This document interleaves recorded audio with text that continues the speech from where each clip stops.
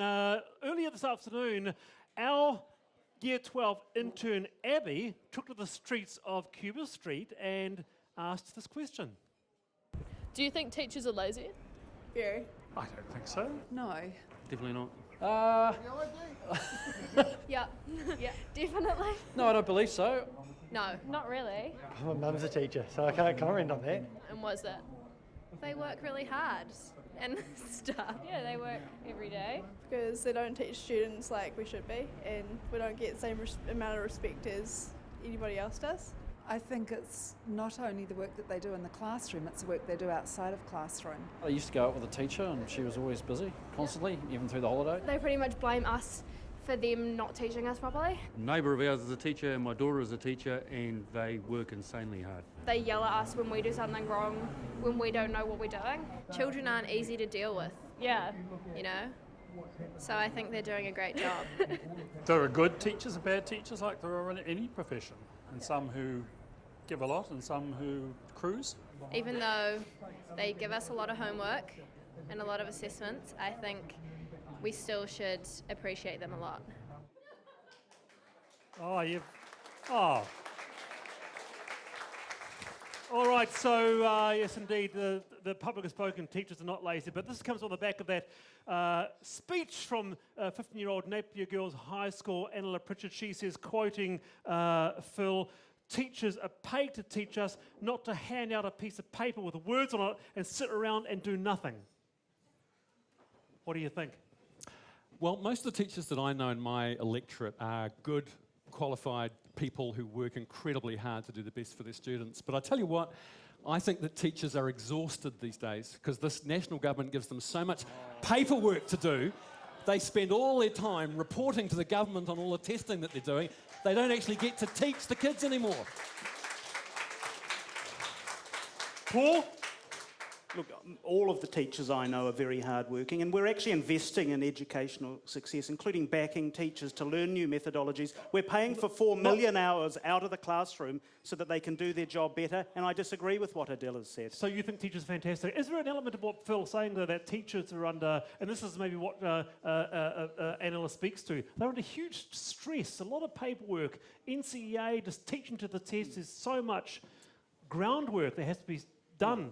Look, it is a stressful occupation, like police, like nurses, like fire officers. So, you know, we are putting the money in to help them get the skills they need to do their job as well as they possibly can. You're shaking your head, Denise. Yeah, well, I mean, I think the whole thing is that this government has had a real attempt to undermine the reputation of teachers, and they're seeing that with the PPTA wage negotiations at the moment. You're seeing it with the way they're trying to introduce performance pay. Yes. All those sorts of things are going to undermine. But hang on, that is rewarding the good teachers. That's saying exactly what Anela's saying. She says, I'm seeing teachers that are lazy. The national government are rewarding the teachers that are good. That's got to be a great thing, surely. No, what it's going to do is that it is going to increase the gender gap, and that's what will happen. That is what is happening where it happens. That's true. That's what happens. Hang on. Some teachers are always going to be better than others. What do you think, Phil? There's always going to be that. Sure. Just like politicians, like TV presenters. So shouldn't they be rewarded for doing a better job? Well, actually, I think most people are listening, watching this. I think all of them should be rewarded for doing a great job, and that's that. And we should be investing in them so that they get the professional development they need to withstand the kind of pressures that this government is putting on them. Quoting Anela again, they most likely, if anything, just do it for the paycheck. I'm not saying all teachers do. Christ, has she seen their paychecks? But the majority of them appear to be doing that way. What do you reckon, Paul? Do you agree with that? No, I disagree with what she said, but I think we are backing teachers to deliver. And you look at the extra pay that some categories of teachers will get, expert teachers and lead teachers. They're going to be getting for extra responsibility. There's no performance-based pay other than that which has always existed in the system, Denise, so you're completely wrong on that. No, also you absolutely undermine all teachers when you set up some teachers to get higher pay than others. And you see that with the whole specialist teacher thing, the principals working across schools. Essentially what you're doing is you're divide and conquering the whole education system. And our kids deserve... They deserve a lot more from the government than what this government is giving them.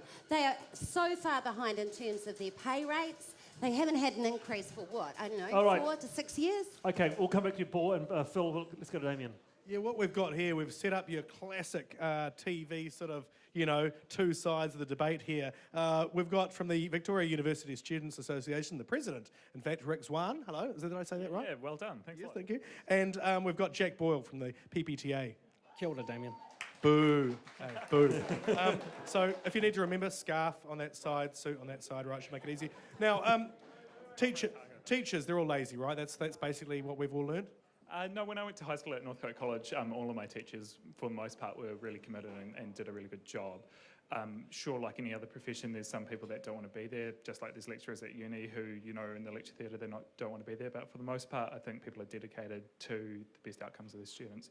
I think the core issue here is how do we incorporate student feedback and ensure that students are actively engaged in their learning. So it's a different sort of, you know, day from, or pre-internet, basically. Now they've got websites like Rate My Teacher. Are you on Rate My Teacher? Have people rated you? I wouldn't know. Kia ora, Damien. Hello. I'd like to start by saying that I think New Zealand teachers are incredibly hard working. I think what you will find... Thank you. As professionals, we are responsible not only for educational outcomes, but to a large degree for the social development of young people. And what you will see is that New Zealand public education is incredibly highly performing. Can I just ask you a question? Sorry, just to jump in. You read the girl's speech. Mm-hmm. What did you think? What I think is that actually, across different contexts, New Zealand public education is incredibly high performing. What did you think of? Answer the question. What did you think of the girls? Oh no, let's skip all the preamble. What did you think? Did you think there were bits in there that you went, yeah, that she's right, or did you think, no? I'd like to perhaps use Mark Twain. Mark Twain said... Wouldn't we all? Yeah. Mark Twain said that when I was a young person, I realised that my father knew so little. And when I became an adult, I was surprised at how much more he knew. And I think what the crux of that is that for young people in the context that they live in, quite often they're not fully in possession of the facts around what it takes to be educated and to be an educator. I think that while every young person is entitled to opinions, the social media allows people to, in some cases, vent whatever they see as their personal belief. Actually, being aware of all of the contextual issues, you might find that young people in possession of the facts rate their teachers far higher. She may have just had a bad teacher though. That is a possibility, right? Yeah. And sorry, I've got to go over here. I mean, I don't really want to, you know, so I don't want to play. Do you think the students these days are more entitled? They've got a sense of, particularly at a university level, we pay our money, we expect our value for money. If our, as you said, if our things not, what was it before? If our chips aren't good, we'll take them back to the chip shop and ask for a refund. I think with over 70% of students borrowing to attain tertiary education and to live at tertiary education levels, I think it's pretty fair that we want a quality education out of that. And part of that comes back to students are an integral part of the learning environment, and feedback is really important. Listening to students in high schools and universities is really important. Having them actively involved in the system leads to better outcomes on both. Would you encourage a student to go on Facebook or to, you know, stand up in class and make a speech about the quality of the teacher? I think doing that in a respectful way might be a more productive method, and that's where it's really important that high schools don't treat students as the enemy, as we've seen in some cases where, say, when they want uniform changes and things like that, that they listen to them, they involve them in the decision-making processes. Just the same for universities to do the similar things. Thank you very much, both of you. Appreciate your time. Cheers. I want to thank you very much. Very good. I want to ask this one question that Anela Pritchard asked, and I want to round the panel on this. Is what the kids learning at school, is it relevant? She says, do I honestly need to know what A plus R into the second power is? Do I need to go over the Treaty of Waitangi every year since I was literally 5, or memorise the periodic table? What do you think? Is it relevant what they're teaching at school? Well, that's a good question. We have a really permissive curriculum, which means that school communities decide what parts they want to teach. So that's actually up to the community to determine what's relevant to the kids in their area. All right, Denise, she wants to learn things about mortgage financing, that sort of stuff that's relevant. Well, she can if she takes the right subject, that's the thing. I mean, takes economics, you'll actually find out about that sort of stuff All right, anyway. Phil? Yeah, actually, I think we have a world-leading curriculum in New Zealand, something we should be really proud of. Yeah, we do. It's internationally acclaimed. It's part of a fantastic public education system. It can always be made better, but we have something to be really proud of in this country with our public education system. All right.